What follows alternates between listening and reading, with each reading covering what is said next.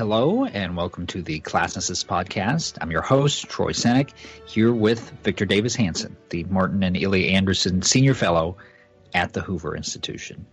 And Victor, we turn today to foreign policy, specifically the growing tensions between the U.S. and Iran. And over the past couple of months, we've had attacks on oil tankers in the Straits of Hormuz, blamed on the Iranians. We've had reciprocal shoot-downs of American and Iranian drones, increased U.S. military presence in the region, Iran saying that it's more aggressively enriching uranium, escalating U.S. sanctions. Most recently, we've had the Iranians capture a British oil tanker. So nothing but tensions as far as the eye can see.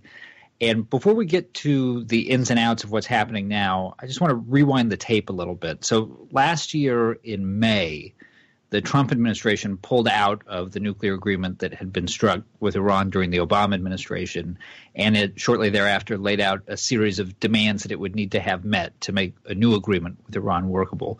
And to hear a lot of the president's critics tell it, that was the root cause of all the hostility that we're facing now. And if President Trump, they argue, had just left well enough alone, we wouldn't be dealing with any of this volatility. So why don't we start by having you remind us what that original deal looked like and giving us your sense of whether the Trump administration was right to exit it. Yeah, well, the original deal suggested that in 10 years, Iran would not enrich uranium and develop to a level that they could develop nuclear weapons. And it had inspections of most, but not all of its facilities, and they had to notify the Iranians. So, and it did not cover miniaturization of weapons or ballistic missiles, much less supplying terrorist funds to surrogates like Hezbollah in Syria and Lebanon. So Trump comes in and says, you know what, this is the worst deal of the century. I don't know if it's the worst deal of the century, but nobody argued with him about those points. And he said that when you lifted sanctions, as Obama did in 2015 and 16, then you sent billions of dollars into Iranians' coffers, and we're seeing the effect of it in Lebanon and Syria, and then with terrorist cells all over Europe. So we're getting rid of this, and by that we have all the cards on our hand now because we're the largest oil and gas producers. So if they shut down the Straits of Hormuz, we can still get oil from Canada to augment our own resources, or Mexico. And if the price goes up, it doesn't really hurt the largest oil producer and gas producer in the world.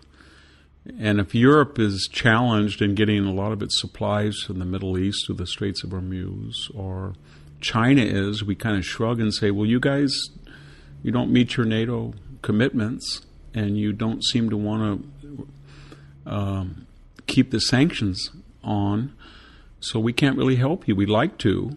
And then if China gets angry, that's half of Iran's oil goes to China. Well, we're in a trade war with China.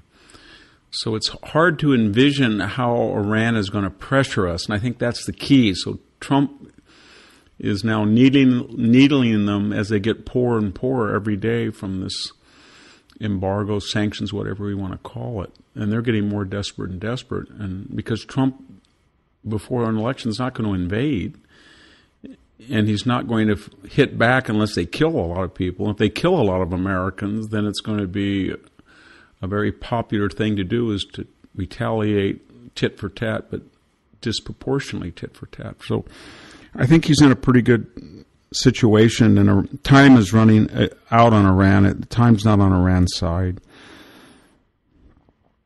So the president came in for a fair bit of criticism from both the left and some precincts on the right for this decision that he made last month to call off a retaliatory strike on Iran after they had shot down the American drone, which the argument from the American side was this was over international waters, it had every right to be there.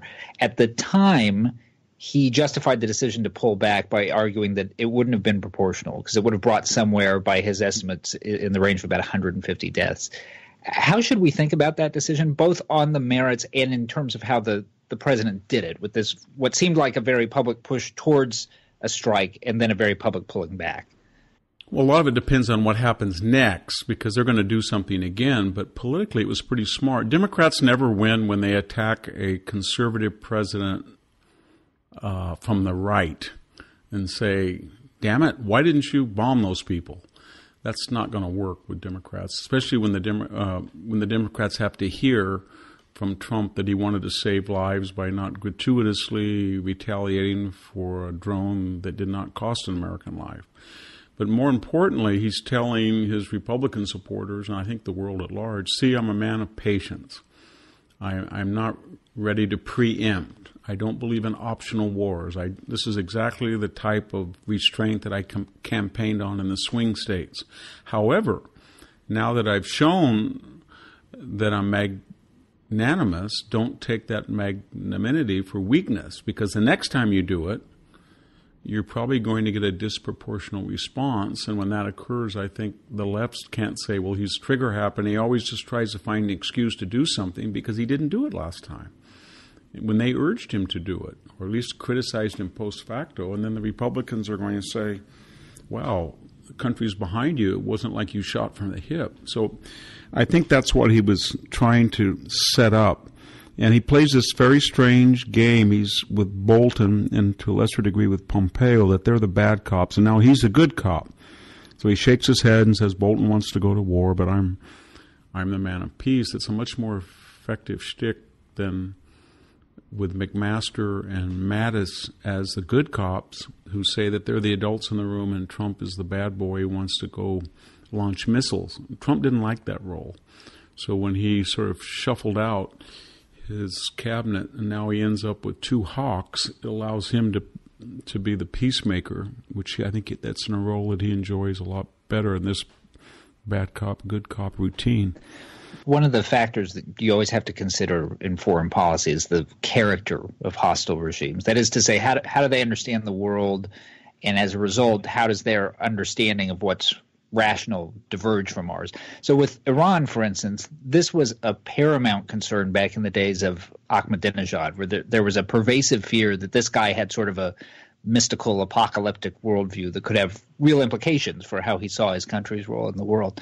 The current regime doesn't quite look like that, but they ain't Canada either. So how should we think about whether and to what extent Iran is a rational actor in foreign affairs?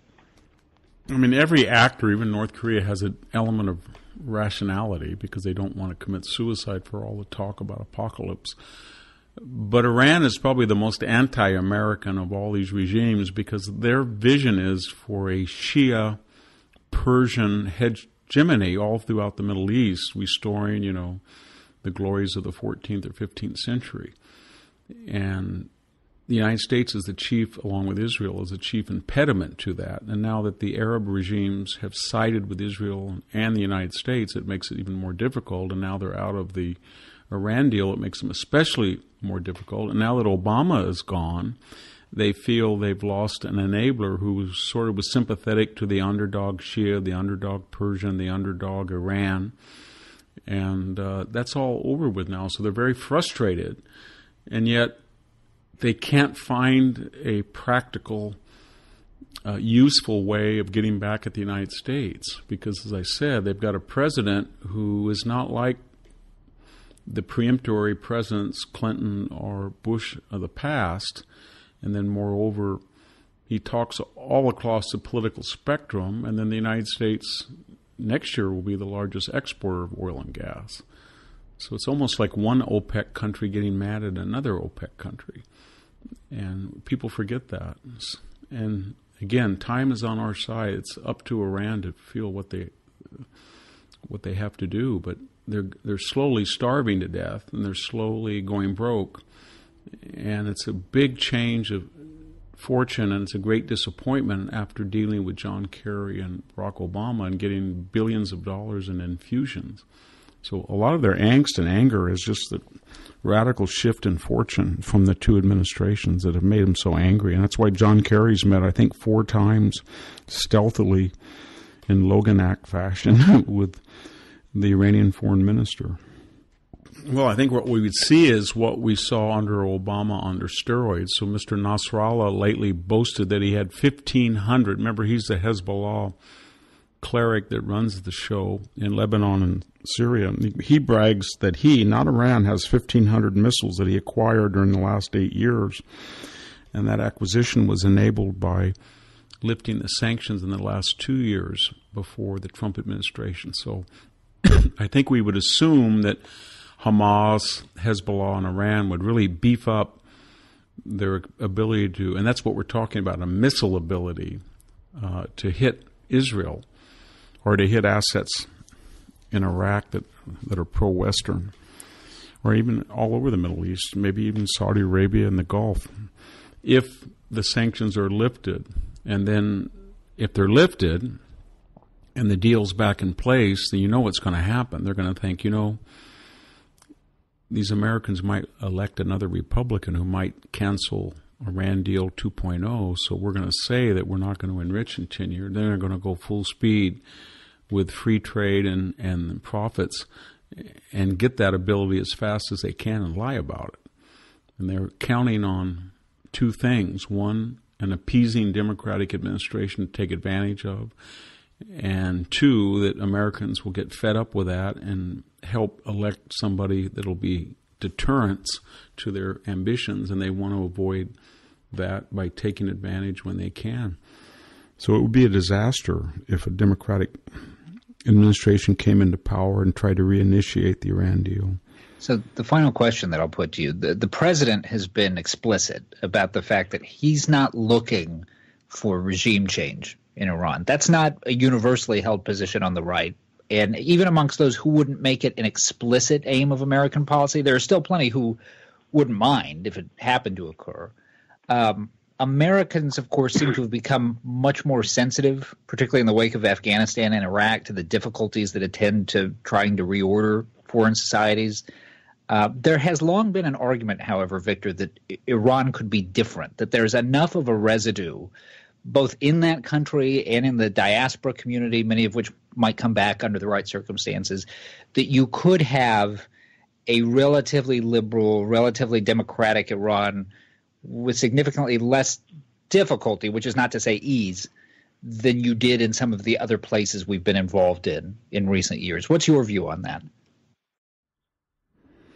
Well, I think what you're referring to is something like the so-called Green Revolution that met Obama when he came into office in the spring and summer of 2009.